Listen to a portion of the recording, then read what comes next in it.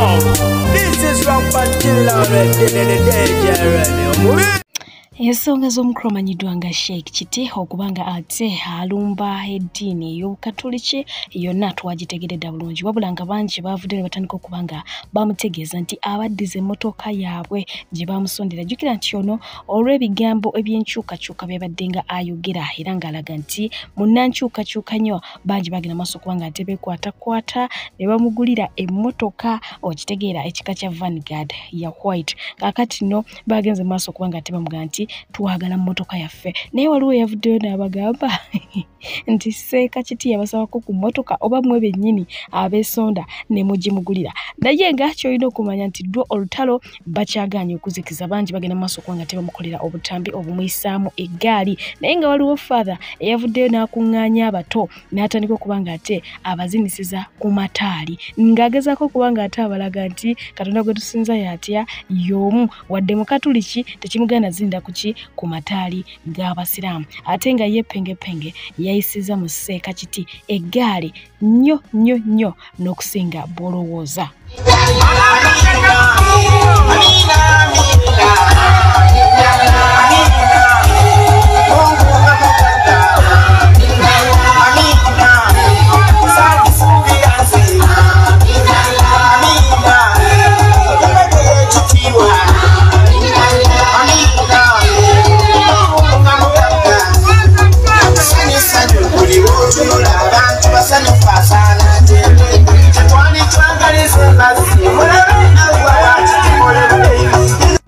Waliwo kaseeka ke bayita kaseeka Kiti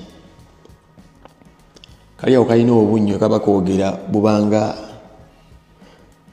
obwatalaggatalagga nga bulinga bwa bujingo kakakuliramu ennaku enzibu kasajja katu kasaasire n'okukasaasira kamatako.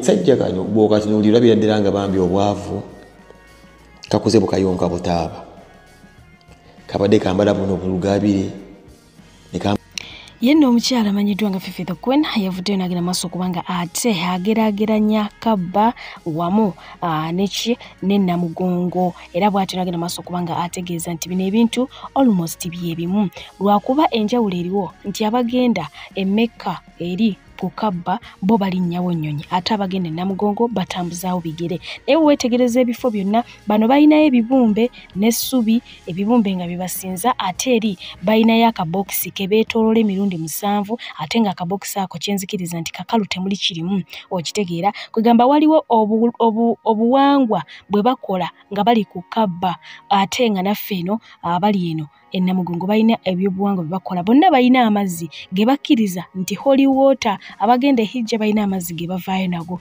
n'abajja Namugongo balina amazzi ge bavaayo nago era nga bakkiriza nti amazzi gakola ebyamagero. Ye agamba nti almost ebintu bino bifaanana byebimu bali balinnya nnyonyi okugendayo bano batambuza bigere ate bonna bafunayo amazzi bonna balinayo bye basinza bali balina akabokisi ke beetoola ke basinza bano balinayo ebibumbe byabwe so enjawulo erizire wabula ekyenjawulo ekiringa ekiriwo kyandiba nti Seeka Kiti alowooza olw'okuba nti Kabba eri wabweru wa Uganda nti oba oli awo kikigifula okuba ey'enjawulo ate ekitali ku Namugongo naye amaliriza nga mugamba nti kasita yeggwe Kiti ate oli muki oli Muganda zinadde okunywa naye nga ky'olina okumanya obadde tolina kubanga ate olumba ddiini y'abalala ng'olowooza nti eyiyo eri so special nze ndaba mwenna mulina kye musinza ekitasaanidde kubanga kikola kisinzibwa. Anyways oyo abadde Fifi the Queen naye nga wadde byonna byogeddwa nga bangi ate bavudde n'okubanga ate boogera ku nsonga yemu ye Seeka Kiti yagenze dda maaso okubanga ate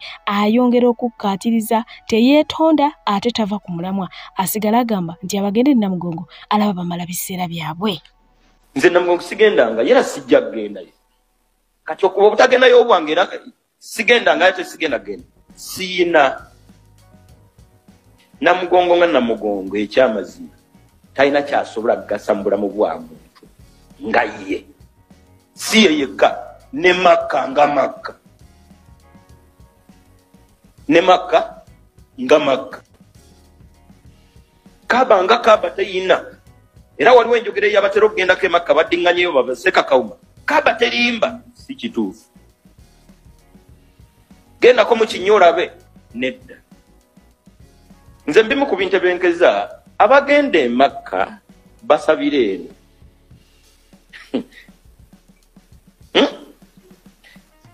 okwanukulwa bagende basabira wa basabira wano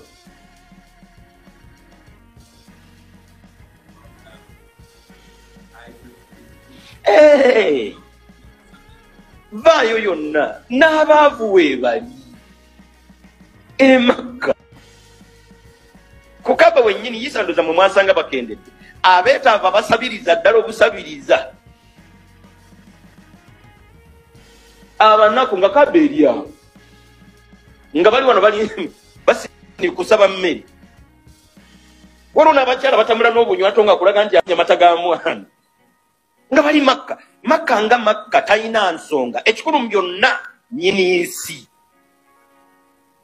kino nkireese kigatta ku namugongo nga namugongo nedda kaba nga kaba yo nga yo nedda nnyiniisi Antola yali abakoledde ebirungi nga tebagenze nayo n'abamanyi nkuyanja nga baali bamanyi ng'obwangazi bwe bwonna teyagendako makka ebigambo byange bino tebitegeeza butagendako nigenda emakka ng'ekikututte si kifo ng'ekifo ng'ekikututte nnyiniisi kumunnyonnyolerako mu bifo ye yennyini byalambika nga bya bbeeyi kati namugongo talinayo yamulambika nti wa Yesu Kristo alayhi salam talinayo lulambika lwonna lwagamba bantu nti namugongo kusinda ku mawulire genzirye wa kitange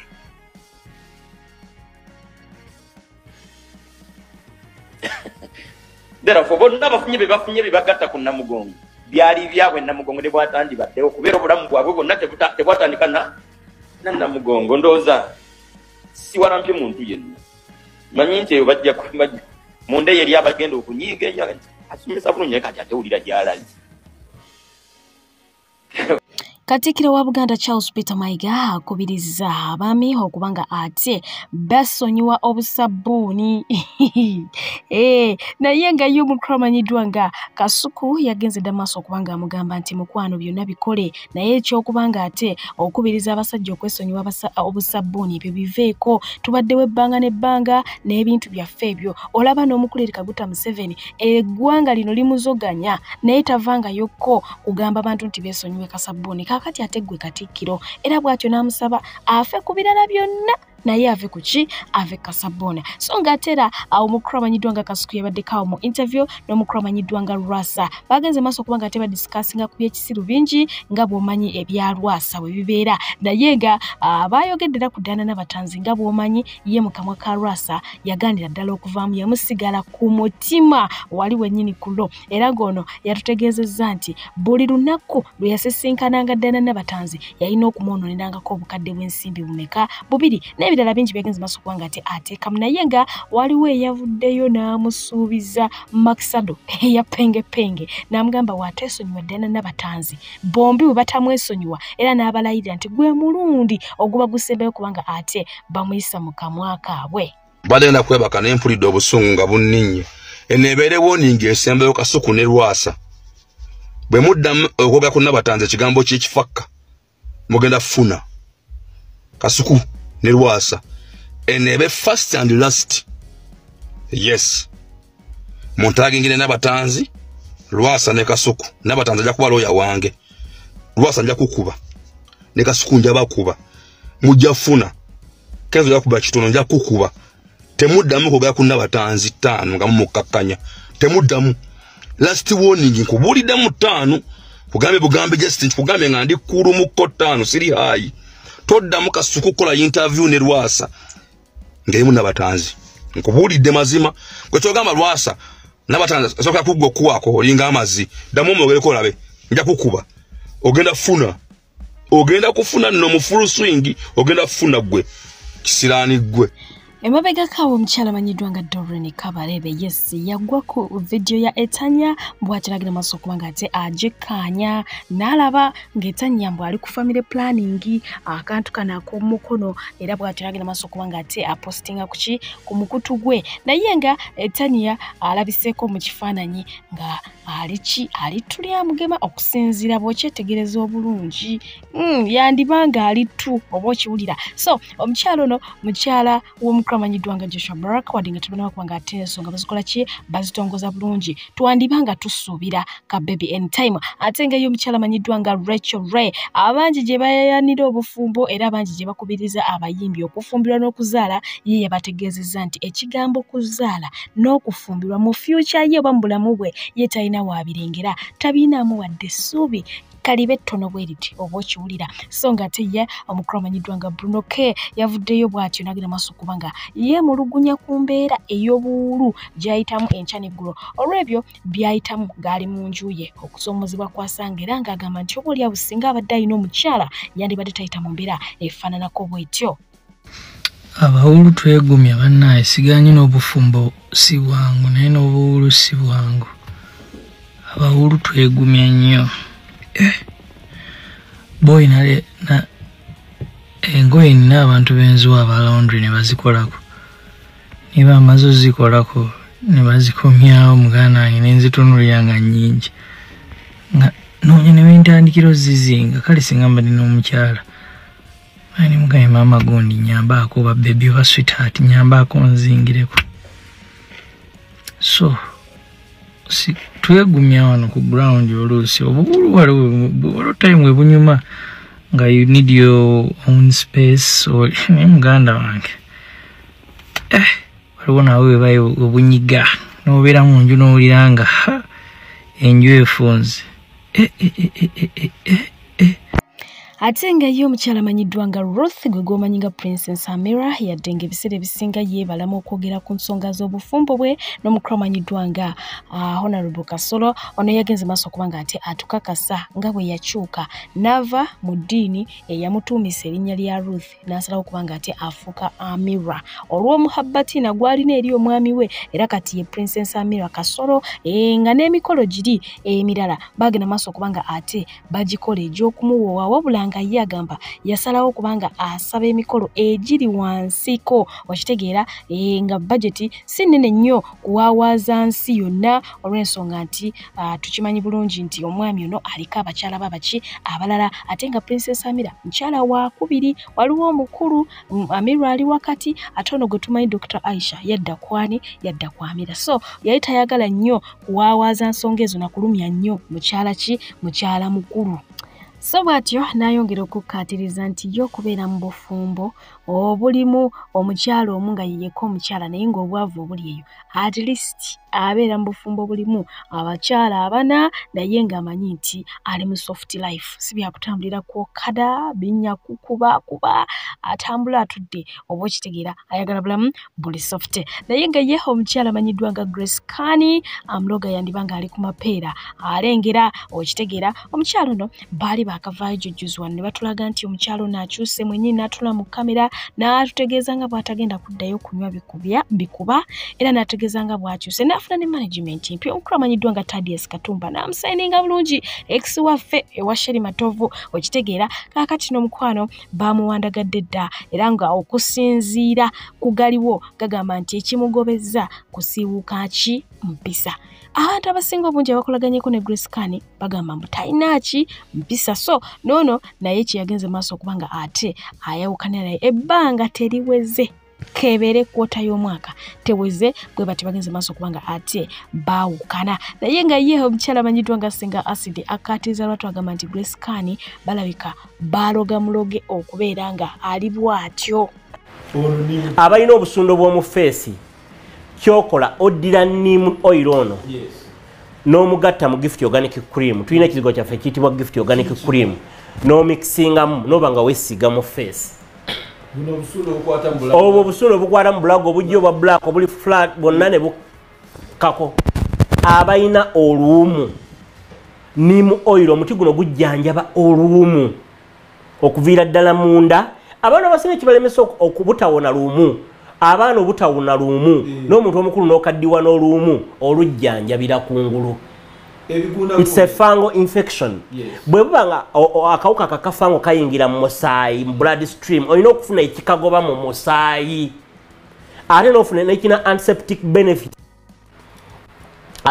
neem oil ono n'osiiga ku lususu olina okuyita weeks 2 babuuzo olubuzo olumu lwe nalina lwalagawa nga tokyalulaba kitegeeza oba n'olumu ate n'onywa na saane ogoba munda ne ku buli kimu ayamba nnyo ebikola bya neem ebyo okubinywa biyamba nnyo ku bantu abalina ekizibu ky'amaaso omuntu ng'alina ekifu ku maaso afuna cloud vision ate ku biva tulina akadagala akayitibwa RW eye drop tukakola okuva mu neem ne mu bikola ebirala n'otonyeza nako bijja kugenda okulaba nga amaaso go gaddawo gatereera bulungi olagamba lwaki abantu babiva abaweereza babiva bona tebambala glasses amaaso tugajjanja naturally abatawanyizibwa abalina ekizibu ky'okuba nti bagwa ebigo kyetuyita oluusi ensimbu scissors abaana balina convulsions okwesika yaabwe mu baana ne mu baana manyi yaabwe yeviirako abantu okufuna epilepsy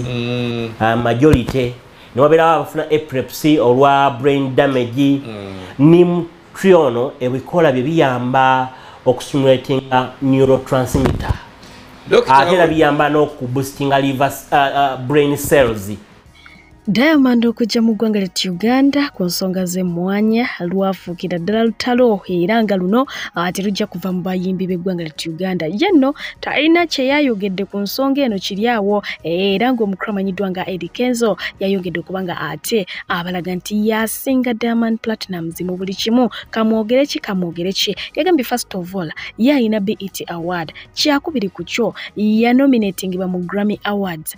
Ekyokusatu yakuba ebisaawe n'ebisaawe ensi eziwerako ddala 40 n'abikakkanya ku ttaka era bw'atyo n'abagamba mwe mugendeeko ku Google munoonye ku Eddie Kenzo e Gabon ne Eddie Kenzo e Senegal mulabe statistics ze ekyo kyokka kikulaga bulazi nti asingira ddala wala Diamond Platnumz. So ne ku lw'ensonga eyo temuddamu kugamba nti Diamond asinga Eddie Kenzo oba kitegedde okuva e Tanzania. Naye nga ye omukulu amanyiddwa nga Sulaiman Rwanga Khalifa bw'ati agamba nti Eddie Kenzo asaana okuweebwa ebimuli bye nga akyali mulamu era ye ku Eddie Kenzo kwatava oba tembimuwadde nga mulamu ne bw'ali bafudde still muli bimuwa. Naawe ensonga ze lwaki naye nga Kenzo woli wonna abantu kaboogere kabuke kagwake ensi ejja kusiima bwebanga tekusiimye nga wooli ejja kusiima nga ovuddewo kubanga basiima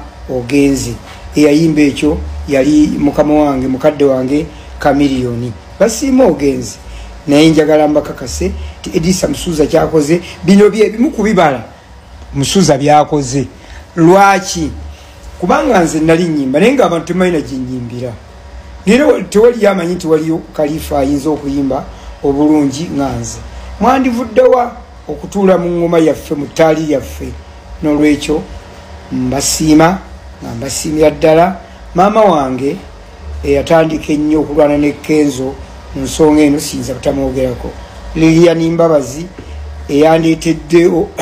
eyandeetedde producer okuva naava e Rwanda najja kuno okwata ennyimba zange oyo siyinza butamwogerako Lilian Mbabazi maama mwebale nnyo mwebali ddala maama waffe ow'ekifo kino yatukolera omulimu munene nnyo tetuyinza mwerabira era njabbasamu enna bannaffe decision oyingidde nkya oba watandikawo maama waffe oyo Esther tumusabire nnyo mungere obuwangazi obutali buno kale mwagale eggwanga lyaffe mwagale okuyimba mwagale ebitone ab'ebitone mwanguwe tubeere nga tukola ebintu ebizimba eggwanga wamu n'okuyimba ebizimba eggwanga tuteekeko ettaffaali mwebali. Still about Eddie Kenzo, yes, omukroyo yalina empaka ezaaliwo wakati we n'omukyala amanyiddwa nga Azawi nga babiri bano tebakkaanya okusinziira ku ndowooza yaabwe ey'ebyobufuzi. Ye omukyala amanyiddwa nga Azawi agamba nti gavumenti eri mu buyinza terina kyekoledde bannayuganda ate nga Eddie Kenzo ye agamba nti asobola okutuuza Azawi n'amulengeza ebirungi gavumenti eri mu buyinza byekoledde eggwanga wabula nga Azawi yali akkiriza n'agamba nti nja kukkiriza Eddie Kenzo ansomese ate era andaga ebirungi government byekoledde eggwanga. Wabula ekyo nkikkiriza mu debate ate nga debate etayina kubeera private, erina kubeera mu bantu ate nga yetuba bakugikola tugitwala muki mu ghetto. Muwe ensonga zange mulage nti government eleetinze down bannayuganda ate naye ampa ensonga ze eziraga nti government ekoledde eggwanga, which Eddie Kenzo kye yakkiriza. Wabula after some time Eddie Kenzo yagenda maaso okubanga ate yeekuba omupiira n'agamba nti tali interested mu ebyo. Okitegeera ye talina muntu gwagenda kubanga ate abisanya naye kugezaako kunnyonnyola na kulaga muntu nti government ekoze kino ne kino kubanga government byekoze birabikako ku maaso.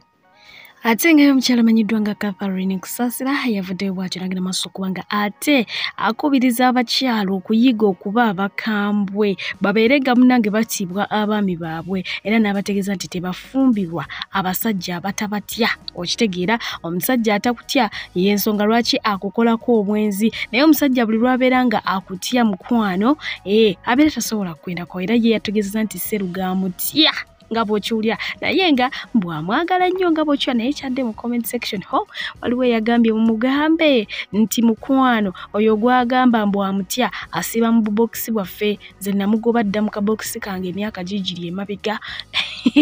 Omulala n'amugamba nti olw'okuba akutyako gwe komuzeeko Bindeeba anti mujjukira story ya Bindeeba. Anyways babadde awo nga bagenda maaso okubanga ate bamusabulamuko left right center. Y'omukyala amanyiddwa nga Ava Peace bw'atyo naye yavuddeyo n'ategeeza nga abantu bamusanga mu kkubo ne bamuyita Rihanna era ng'agamba nti kati yakimanyiira mu matu ge kubanga bamugamba nti yafaanana Rihanna n'amumalayo. Rihanna bangi bamwefaananyiriza, okitegeera naye nga ne Ava Peace wuuyo yeegasseko. So ngate ku nsonga z'omukulu amanyiddwa nga omusumba Aloysius Bujingo, jjukira nti ono yavuddeyo n'akaaba mu kkaawo, ye yakaabye n'asinda mu kkaawo nti munnange omutima gumulumira abaana be naddala omwana we ow'obulenzi nga bw'olina bikulaze. Kaakati nno ye pengepenge yavuddeyo n'agenda mu maaso okuba nga ate amutegeeza nti abaana abo yabamenya nnyo emitima ne bw'anaakola atya kijja kuba kizibu nnyo okuzzaawo okwagala okwo okw'abaana kw'aba nakwo eri abazadde. Pastor Bujingo okukakaza ekintu kimu, abaana abo n'okwekweza mu Stenseni paini gye wabalekamu y'amaanyi nnyo naddala omwana ow'obulenzi nga gy'abeera ataki ku maama we nti nawe waanazaala abaana omwana we omutabani wo bajja kumujjukiza nti ne jjajja yagamba jjajja mukyala nti ali akulukuta omusaayi. Omukyala wamukola bwoti ng'ekisiimuula, endeka gye wamulekamu ebyobugagga bye wamulekerwa byali bitono oba omunyagulula byonna Mukama y'amanyi. So nakulabye nga musajja wattu obutose olaga ennaku olaga ennyiike onakuwadde nnyo omutabani wo tomulaba. Yes, kibeere ekyokuyiga eri buli muntu yenna nti oyinza okukwata ensonga ze z'omumaka n'ozikuba mu public kyakiryokke bw'oba weetaaga answers ng'osuubira abantu banaakusalira omusango banaakubeera nga basayidinga naawe. Naye ebintu ebimu tolina bitulire bireeta mu bantu mu ndiga zo watwala ebbanga ng'olowooza ebintu binaabira just byakwevuma gwe na mukyala n'otabeeramu bigambo by'osengejja ng'okozesa bino byaleetera pain abaana bo. Era kakasa ekintu kimu nti naffe tukusabira mu ddiini lyaffe ery'obukatoliki tulabe nti muno oyinza okuddamu okulaba abaana bo ne sisuubirirako ddala okujjako ng'okutta ekkubo ne weetondera omukyalo oyo. Abasajja awo si busobozi abamutuuza ne bwama muno andima ati omwana nga nina obusobozi sometimes engeri gyawukanamu kkono omukyalo yematali nga si byakubeera busobozi. Nebaza nnyo abasajja n'abakyala nga mwayawukana naye nga mwasalawo abaana bammwe baleme kubeera nga bagabana ku bulumi ng'omukyala okkiriza omusajja najja nalaba abaana be naawe omusajja okkiriza maama najja nalaba ku baana be. Mbebaza nnyo abantu nga mmwe abayawukana mu bulungi nekitakosa baana naawe tekirikukosa naye abayawukana obubi nammwe kijja kubakosa. Kyekino teyakirowoozaako kino ng'avuma omukazi agamba kino amulengeza obufulutuka omusaayi owunya wantama tewasika leero bizze ategedde emyaka agenda agibala abaana baategeera nti kale olina ssente katusigale ne maama eyatuyonza kuba laavu y'omwana nabajjukiza ne mbagamba nti laavu y'omwana ne maama yeetandikira mu lubuto ffe yaffe etandika omwana azaaliddwa. So maama alina connection y'amaanyi na buli mwana ekyo abasajja mukitegere laavu ya maama etandikira mu lubuto ng'omukazi yeetisse omwana bakonectingira mu lubuto naye yaffe ekonectinga omukazi amaze suulawo omwana ate nga tusazeewo twagala omwana kuba bamudduka so teweewuunya abaana kulisaidinga na maama kuba ekyo wekirina okuba kikya butonde awo nno munnange omusajja ali eyo yiga yuza vidiyo yange eno yeesoose okuba nga abasajja abo sibavumye nnyo sibakosezza nnyo mbabuuliridde so ng'ate bo abazungu abakyaddeko ku church y'omusumba amanyiddwa nga Pastor Bugembe bawulira nga ndowooza bakooye okulaba omukulu nga tebamulaba na mugole oba ekitegeera waliwo agambye n'okugamba nti yamusabira oba azze amusabira okumala emyaka kati 15 naye nga talabayo kintu kyonna. Hi, my name is Bugembe. Bugembe. I heard this man is turning 41 years old soon. Is that true? I have a question. Where is his muchala? Where is the wife? Me! I've been praying for his future muchala for 15 years. People, we need to pray harder. Is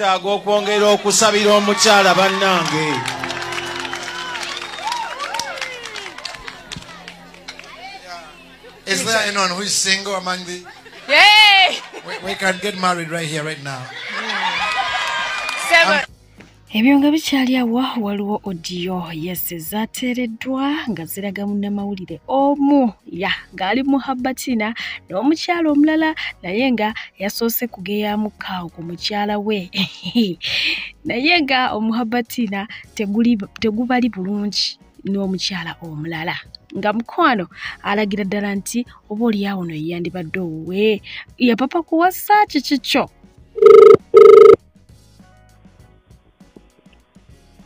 Hey, Sherry. Nti mukazi wakubye kiboko. Wa. Sherry, olabye dina yange gye nkuweereza. Wanzi? Olabye dina yange gye nkuweereza. Oh, Nyanja, thank you so much. Did you see it? Yeah, bajja kwaki? Bajja kuleesa emmere mukama yali osulunga obututana. Did you see it? Did you see it? Yes, thank you so much. I was wondering. You didn't bring my name. No, you did not. Hey, it should have. I do. For real, you didn't even bring your number. Oh, because I'm on MTN. You know, because when you send money from MTN to Airtel, like Zika through some other number, Nezija. But it has a multi then like even what you want. Yeah. Thank you so much. Come as there watch. I love you, Joe. Thank you. I feel remembered. Last time you told me you love me too. I was not happy. Okay. I love you too. I love you. I'm missing you. And I love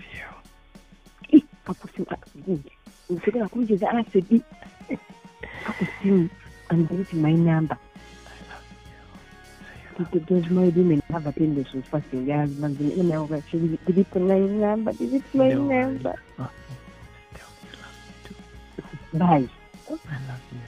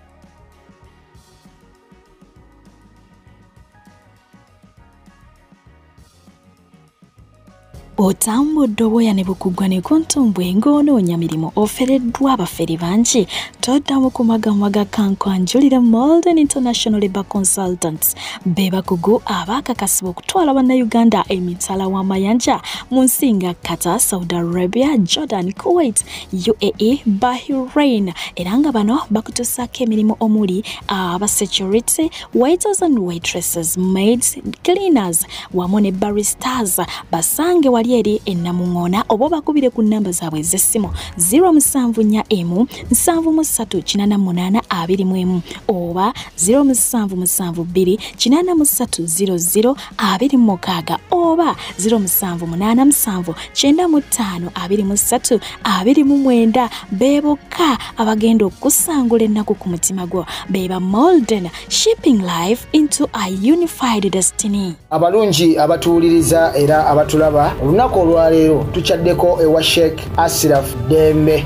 Sebo sanyusa okubalaba amannya agange Seeka Ashraf Dembe akola ku bizibu by'enjawulo. Omuntu singa balina ebirwadde musomereddwa tunywa amazzi ga lukuya nga bw'obadde ogalaba tugenda abantu ku kyoto ne twokya emizimu emibi egibabaamu n'okulombeddwa abantu singa abeera ng'ali wano atuuse sobola okumulombereddwa ne waba atatuuse nga mpadde amannya ge ng'ali wala naneetaase ennamba yange yeeno eri 0707763711 nammwe bannyinaffe abali ebweru oyagala okuba nti oyagala okulombera ku ddwa ng'olina ebizibu viza zibuze amaka gakolongotana sente zikola zimpita mu ngalo ojja kumpeereza ekifaananyi kyo n'amannya go ebyo byokka bijja kummala nja kukulombera edduwa ojja kutereera. Olunaku olusembayo mu mwezi mba n'edduwa ey'awamu ffenna n'abalwadde bange abakadde n'abapya. Salaamu alaikum warahmatullahi wabarakatuh.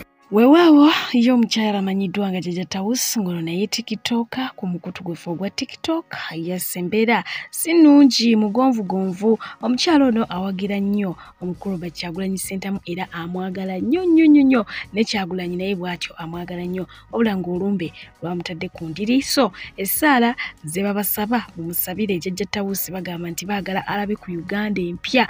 Okiwulidde ng'erako nga ate nkwerekereza omulungi nkwebaza okuba nga ate otambudde nange webale nnyo webalire ddala ngenda kukusiibuza omwami ayogera ku nsonga z'ebyobufuzi ku sayidi y'enkyukakyuka ne gavumenti eri mbuyinza. Mbadde pije okuweereza beera bulungi weeraba.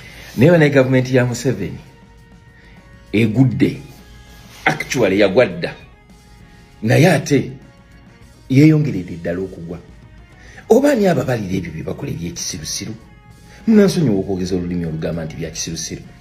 Mbu waliwo omukazi yeetulisizaako simango ba interceptinze ng'ekigendererwa kye kibadde kyagenda mu basirika okutulisa ababadde bali mu kusaba era bamu interceptinze ng'ayambadde sima bigundi jaketi bya bomu bikoze bitya ne bamukola batya n'atulika. Obwo bwonna buzannyo bwammwe mwerabidde nti nno mmwe mwerabira ate ffe tetwerabira bwe mukolako ebintu.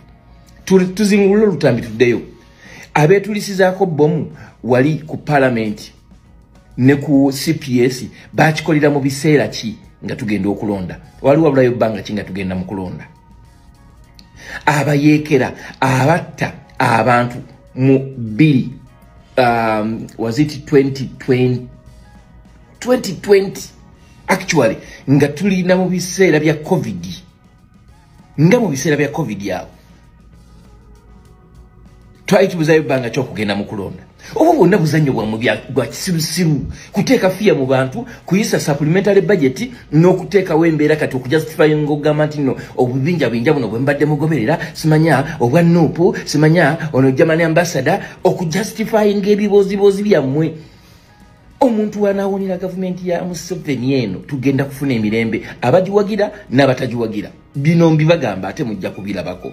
Actually kati babulayo okutugamba nti operation eyo yakulembeddwa CDF Muhoozi Kainerugaba tulowooze nti w'amaanyi nnyo tubakubiddeko mu ngalo aba UPDF kakati ng'ate mwe nnyini mwe batujju.